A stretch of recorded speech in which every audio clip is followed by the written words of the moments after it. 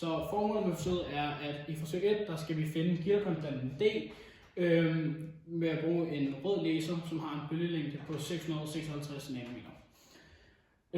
I forsøg 2 skal vi så anvende resultaterne fra forsøg 1 til at bestemme bølgelængden af grøn laser.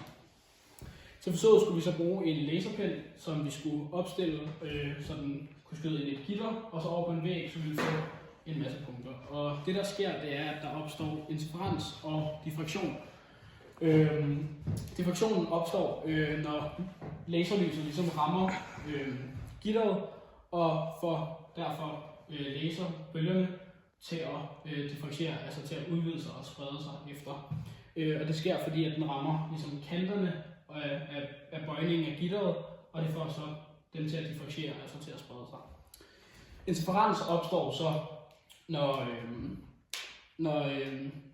der kommer forskellige spalter, altså når bølgen kommer igennem de forskellige spalter, så interfererer de altså med hinanden. Nogle steder forstærker de hinanden og skaber altså konstruktiv interferens, og andre steder så udelukker de sig hinanden og på den måde skaber destruktiv interferens. De steder, hvor der ligesom er prikker, er der konstruktiv interferens, og de steder imellem er der destruktiv interferens. Så når vi først skal til at lave vores udregninger, skal vi først kende afbøjningsvinklen, og det udregner vi ved at sige theta af den angivne orden, altså afbøjningsvinklen til den angivne orden, og så xn af n er ligesom,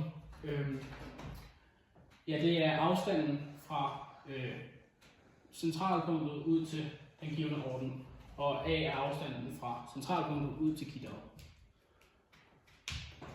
Da vi så fik vores resultater, kunne vi ligesom sætte det ind i gitterligningen, og på den måde fik vi så en masse gitterkonstanter på de forskellige længder.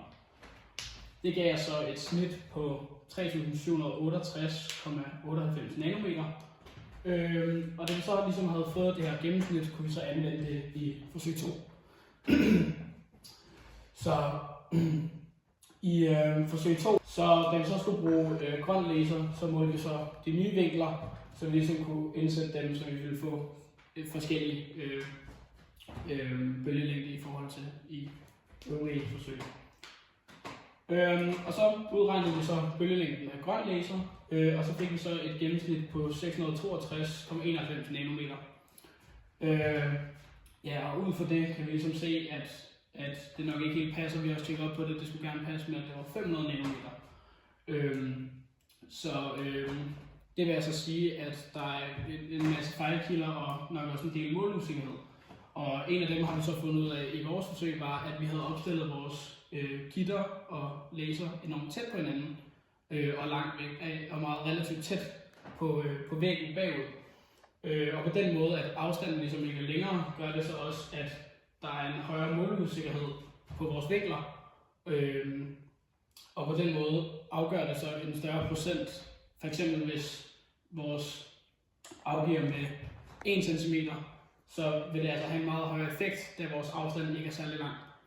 Og på den måde ændrer resultatet en del mere. Så vi har faktisk også udregnet, hvor meget vores forsøg, eller hvor meget vores bølgelængder ligesom afgiver i procent, og det er hele 32,582%.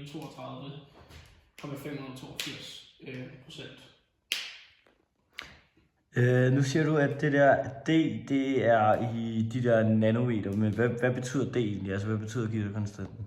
Gitterkonstanten er ligesom afstanden fra hver sprække til en ny sprække afgivet i nanometer.